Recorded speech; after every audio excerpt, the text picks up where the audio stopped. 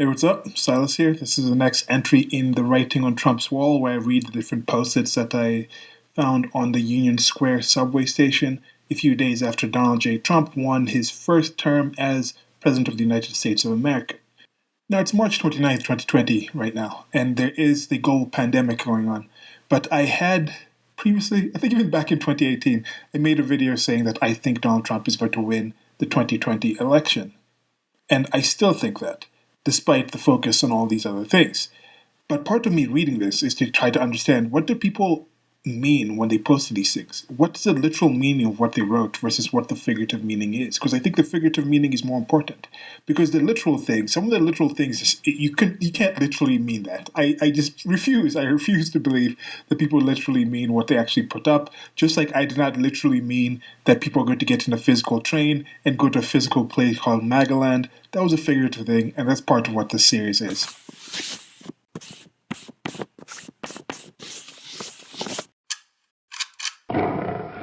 Okay, so before I get into the actual reading of the post-its for today, I'm just going to give some current affairs type of issues, and there are a lot of current affairs. This is March 29th, 2020. If you're reading this in the future, you will be aware of what was going on during this time, or if you're listening to this now, said reading, but listening. If you're listening or reading or whatnot, maybe there's subtitles on this and you can actually see them. But the global pandemic is going on right now. This is the COVID-19 one, or the China virus, as Donald Trump calls it. Well, anyway, I had stopped listening to Trump's rallies and speeches and public things like that because, for me, I was somewhat familiar with who he is. I could kind of think and say he's probably going to say X, Y, Z. He has certain beats and he has certain things that he likes saying, and he's a showman in that sense. He's into the what's it called? The cultural ethos, pop culture. He's down with the people in that sense, and he has his own Trumpian way of saying things, and it gets somewhat repetitive. And this is a political stump thing. You know, not everyone has as much time as I do allotted to actually spending time online and being interested in politics and trying to analyze what people are saying and thinking this and this. For some people, that one speech, that one rally they go to is literally the first time they've heard Donald Trump speak live. For other people, they're super fans. It's almost a religion to them. And with the religions, we know that people can go to the church, for example, if you're a Christian, and you're hearing the preacher talk about the same things over and over and over again from that same Bible. They can use the same verse for different issues or use different issues back to the same verse. This is a common thing that people do. If you're not religious, you're not into politics, there's people who play video games who will just play the same video game over and over again and just learn the same moves and listen to the same dialogue and just do the same thing over and over again, talk to the same people if you're online and things like that. If you like watching TV, some people watch reruns when you have shows like Friends, which might be coming back, but you have Friends and Seinfeld going to syndication and just making millions and millions because people rewatch these things over and over and over again. So that whole repetition thing is something that people are used to. So I get why he does it. But I'd stopped listening because I was thinking, okay, I already think he's going to win in 2020. There's no point for me to be worried about what exactly is he saying, what exactly is he doing, are people watching, are people interested? I think there's already enough of that. But with this recent epidemic, with this recent pandemic, I have been going back to watch the news, the mainstream media, just trying to hear what are they saying about him, and then hearing, okay, now he's on TV, he's on giving these speeches, these live speeches, over and over again, a daily address. And I decided, let me actually see what he's saying, because I'm trying to see, has the media changed since Donald Trump gave his first presidential political speech, and that's him announcing that he was going to run for president? Have they changed? Because from that one, my first report for it wasn't actually watching the speech. My first report was some news coverage saying Donald Trump called Mexicans racist. So I went back to listen to the speech to try and hear when he actually called them racist. And then when he actually had that line, and he said, some of them are criminals, some of them are bad people, and he said, and some of them are racists, and he said, this is paraphrasing, and then right after that, either the sentence after or just at the end of that paragraph, he said, and I'm sure some of them are good people. But the media focused on maybe a 30-minute speech. They focused on that one line. Many media sources focused on that one line and pulled it out and said, this is what Trump had said.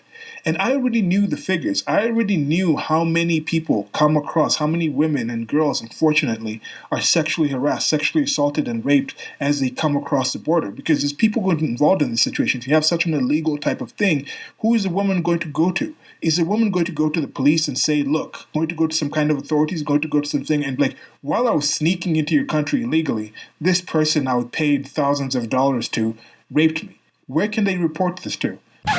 Okay, I was editing the video, trying to get the audio right and things like that, and I decided to actually look up the actual quote. I found this from Kialo.com, and I'm going to put this up on the screen. This is what they write there. They say, when Mexico sends its people, they're not sending their best. They're not sending you. They're sending people that have lots of problems, and they're bringing those problems with us. They're bringing drugs, they're bringing crime, they're bringing rapists, then ... And then they put in their own editorial on this and say, this is outright racist to generalize an entire racial group in such negative terms. This is extremely disingenuous because you can be Caucasoid, you can be Negroid, you can be Mongoloid, you can be all those three things and the other races and of Mexican nationality. And this quote is taken out of a paragraph. They take out the first two sentences, which are thank you, it's true, and these are the best and finest. Then it goes into the when Mexico sends. But the truly disingenuous part is at the end. That ... What are they taking out from the ... Are they taking out a lot more? Does it go on to more 5 sentences?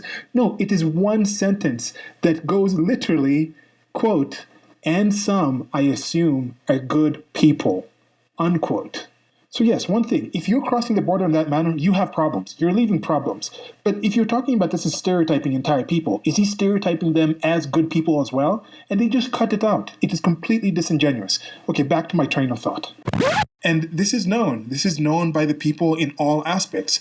The people going across the border, they think their situation in their country is so horrible and what is going to be United States of America is worth that massive risk. It's an unfortunate thing. It makes you think, what are those countries versus the United States of America?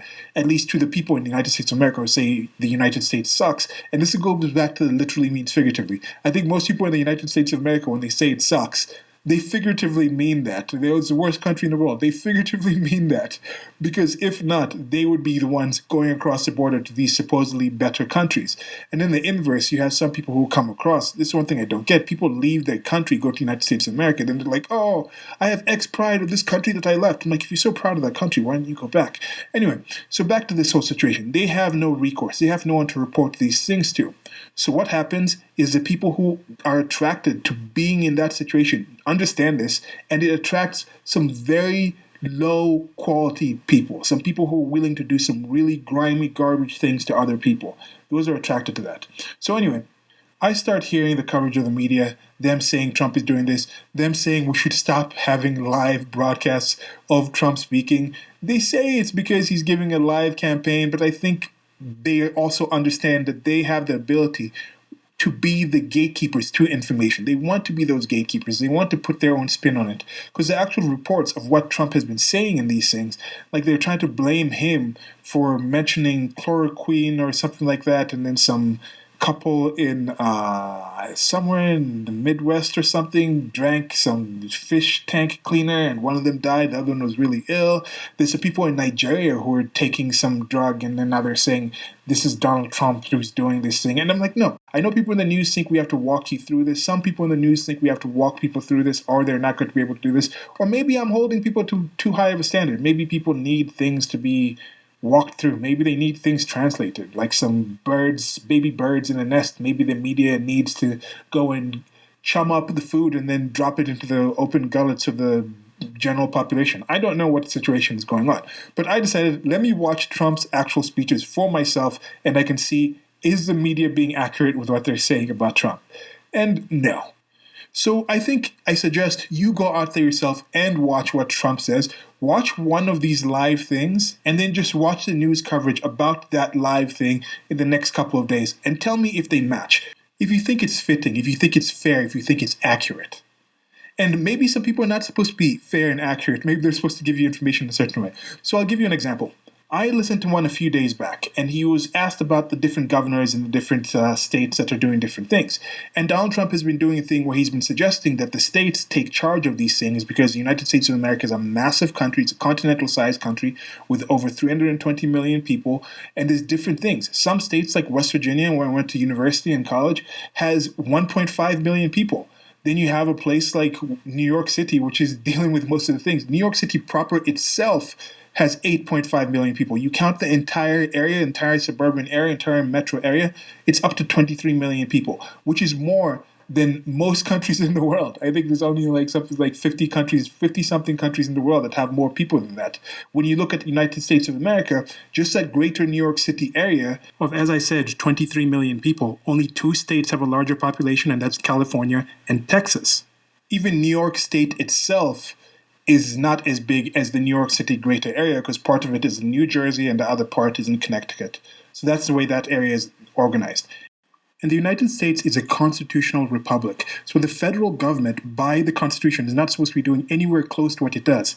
It actually elects certain positions using a democratic process, but it's a constitutional republic with some democratically elected representatives. So Donald Trump has said, why don't the states take this and then the federal government will come in and backstop them and give them backup in these things. And this was part of my support for Donald Trump. I was like, yes, there actually is a chance that he might do some things to reduce the size of the federal government, the size of the state. And this is one of the things I think he's trying to do in this situation.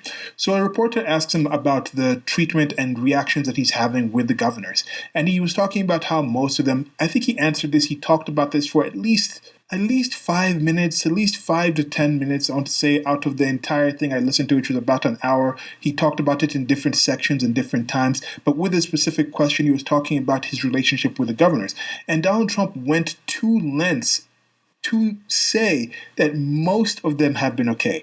Most of them seem appreciative. Most of them are doing well. Most of them are doing a good job, and they're just working through this unprecedented time. And then he specifically talked about the governor from the state of Washington and Michigan, and I think he might have mentioned Andrew Cuomo, the governor of New York, a bit. But he was talking about how these ones are a bit contentious. They're saying they need this and this from him, and he's saying, no, we need that and that from you. And then he was asked, what does he want from the governors? And he said, maybe I just want them to be appreciative. I just want them to show some appreciation. Then the next day I see some 2 YouTube videos from CSNBC and NBC videos saying, Donald Trump demands appreciation from the governors. So sure, you can focus on that, or you can focus on everything else he said about the governors, or you can focus on other parts of it. So technically they are right, and he did say that he did want some appreciation, that he would appreciate appreciation from these people. But then when you tie it that way, you say like Donald Trump demands it, is that something worth focusing on while all this other mess is going on during this time? I don't know. I don't think it is. So anyway, he literally said something, but what do they figuratively mean by focusing on that part? So this has been a pretty long intro. This one, let me just jump right into the actual readings, and then I'll probably do an extra reading after this one. My body, my choice. So this is a slogan or a phrase that's normally associated with the women's rights movement, specifically when it comes to abortions and being able to have access to have and choose an abortion. Now, I've often seen it phrased as her body, her choice, specifically towards the supposed state that is full of white, old, wealthy men who are making decisions on what a woman can do with her body. And I have a separate video where I go in on this in my shorty series. I'll probably leave a link here on the screen, where it's talking about how this situation is not necessarily about one body. Somebody will make the case and say that, oh, it's just a bunch of cells. It's not really a separate body. But most of the people that I've seen who object to this, and part of my questioning in this situation, is I look at it as a situation of 2 human lives. One of them could be potential life, but it still is a life. And it's also a situation where I look at the choice that 99% of the females involved in this whole situation often had in actually becoming pregnant to begin with. Then I also ask about, like in this situation, I've seen a meme going around with this, talking about the quarantine in the current pandemic. People saying, my body, my choice. You shouldn't be able to choose to tell me to quarantine myself. I should be able to choose if I want to go out and get exposed to this disease. Now, is that accurate? Will these people who say her body, her choice, she should be allowed to do what she wants with her body, whatever's in her body? Should we have the choice to put a virus, to be exposed to a virus if we want? Is it not the government's position to actually tell us to stop? But I think most people who agree with this quarantine understand that it's not necessarily about everyone who's going to get it, because most of the people who are actually going to get it are not even going to get ill, not even going to know they have it. But they're saying, we are restricting your movement, your choices of what you do with your body due to the potential result it will have on other people's bodies, on other people losing their lives. So that's the kind of situation that I think people should rethink and think of in this situation. So when it goes my body, my choice, I think people literally mean that, and I'm okay with that. I'm an individualist. Yes, I want you to have choice what to do with your body. But at the same point, I want people to be responsible for the actions and the results of the choices they make with that body. Whether it's getting pregnant, getting a virus and then getting ill with it, choosing to sign and get a student loan or a business loan. There's other things that are in here that I'm thinking, yeah, they should have the choice to do what they do with their body. If you do something, if you earn some money, I want you to have the choice of what you do with 100% of that earnings. I don't want the state to come in and say, oh, we're going to take 20% of this because it's the choice of majority of the people who decided to vote that we need this money from you so we can do this other thing in this supposed social contract that you supposedly signed. So my body, my choice is something that I think most people will get behind. But it's not held consistency. It is held when it's my body, my preference, then my choice. I think that's the actual literal way that this saying is normally actually carried out. So that's it for this one. I'm going to read another one after this with a few more that's going to get directly into the post-its. I'm trying to keep these between 10 and 15 minutes so I can get as many people to click on them and watch as possible. And you can help with that by sharing, and subscribing, or if you dislike as well. I think any interaction with the channel helps this video to get out there. Let me know what you guys think. Let me know what you think about the media coverage. Let me know about what you think about my body, my choice.